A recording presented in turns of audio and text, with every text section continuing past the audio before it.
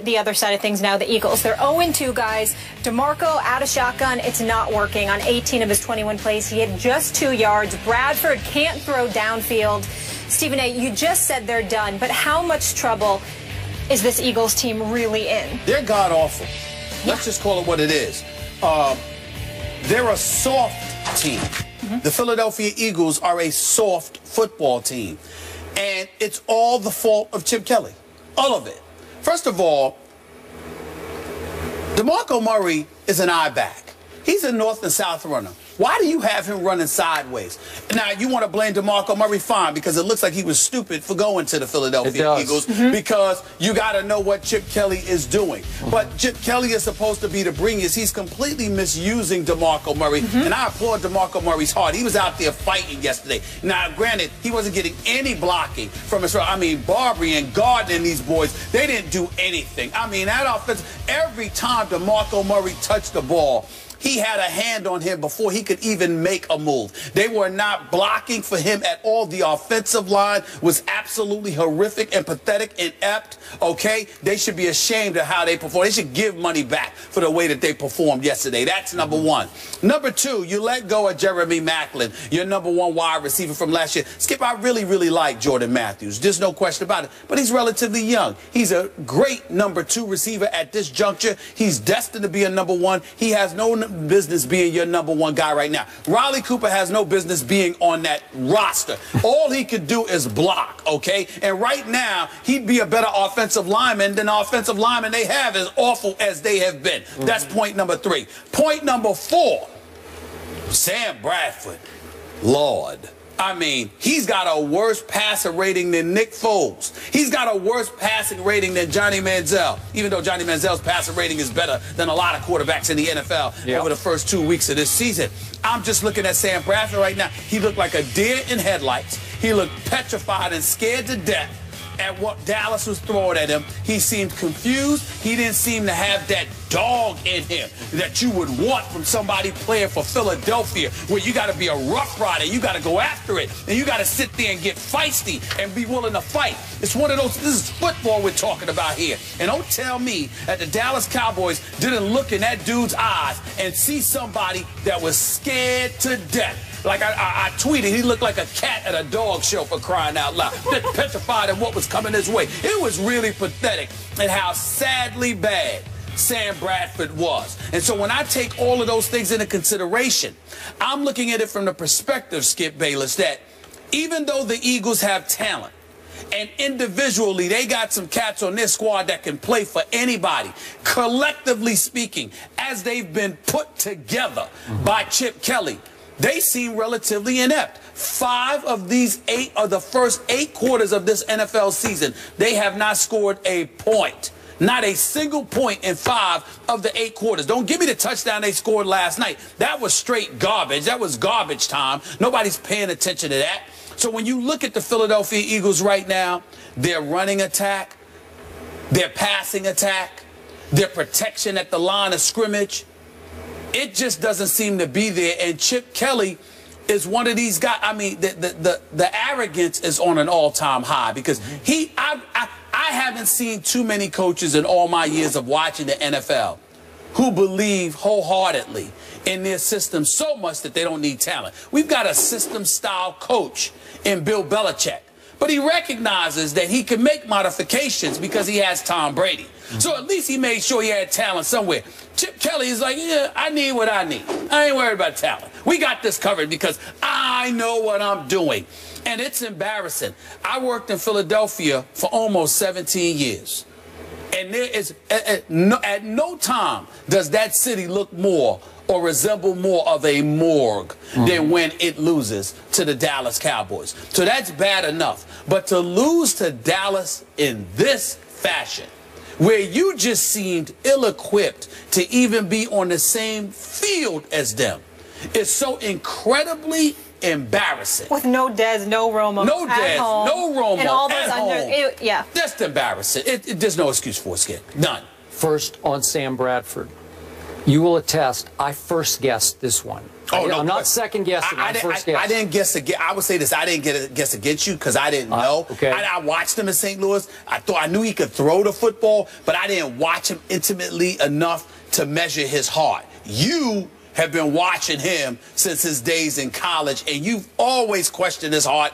I got to admit to you, I think his nickname should be Tin Man right now. I mean, I got a lot of questions about Sam Bradford after yesterday's performance. I really do. As you know, I'm a University of Oklahoma fan, born and raised. I watched every snap Sam Bradford took in college, and I made a big statement on this show. St. Louis is making a huge mistake to take him #1 overall. And remember what they had to do before the rookie cap kicked in? They had to give him $50 million guaranteed in St. Louis. And then I went on record when Chip traded for him. I said Chip is making a big mistake because, to your point, Chip wants to be the star of the show.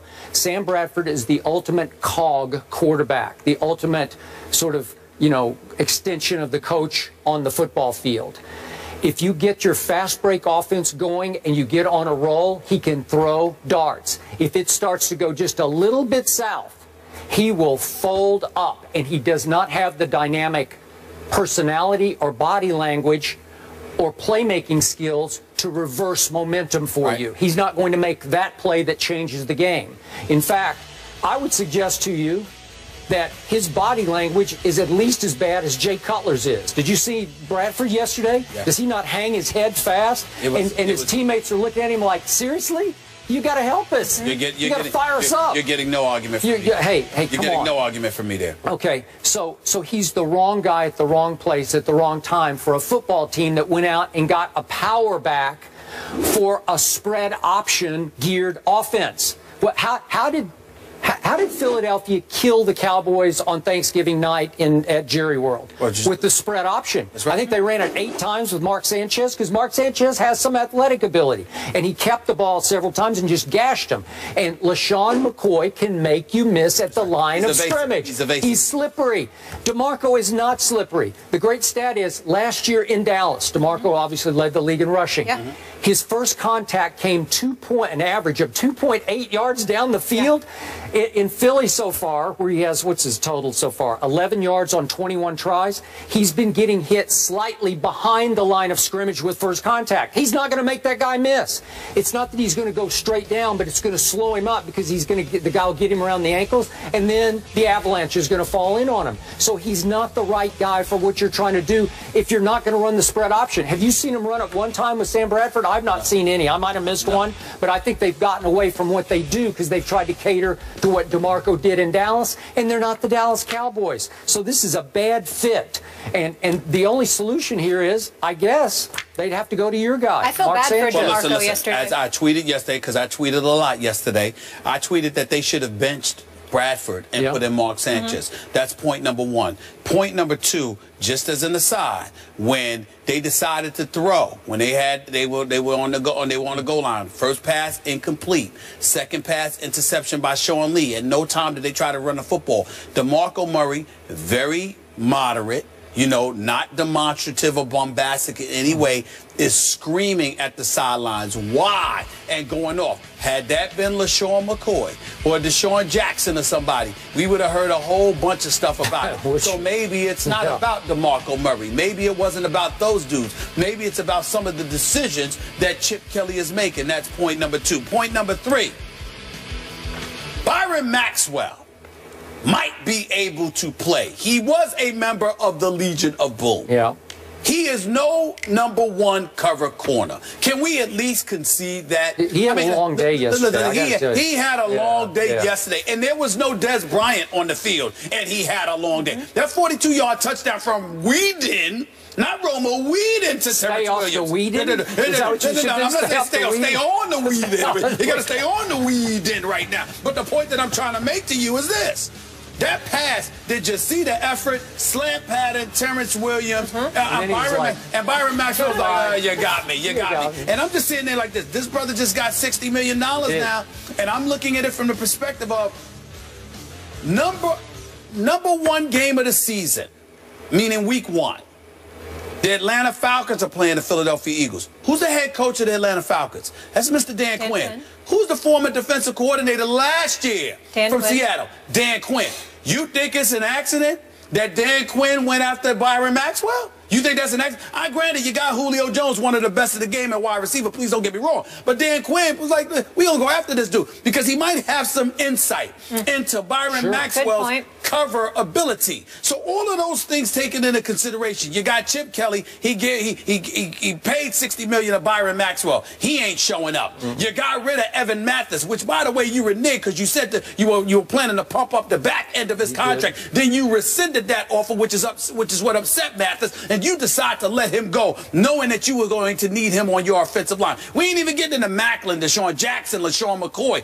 Just the moves that you've made.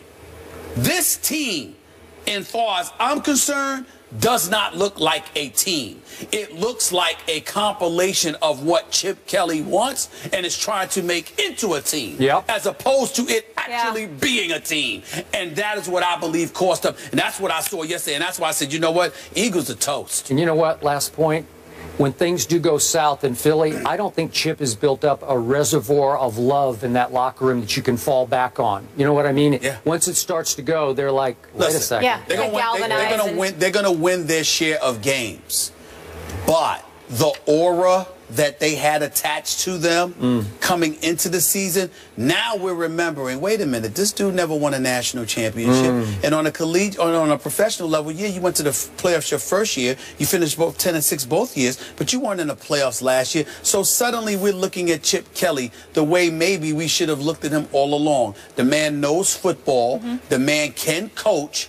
But his ego and his desire for more power may have gotten in the way of his responsibilities as a coach. And I think that it's coming home to roost right now. Yeah, the pressure's really on for Philly to win this week in New York at the Jets. History not on their side. If they lose, over 25 years, only 3 teams that started 0-3 have made it to the playoffs.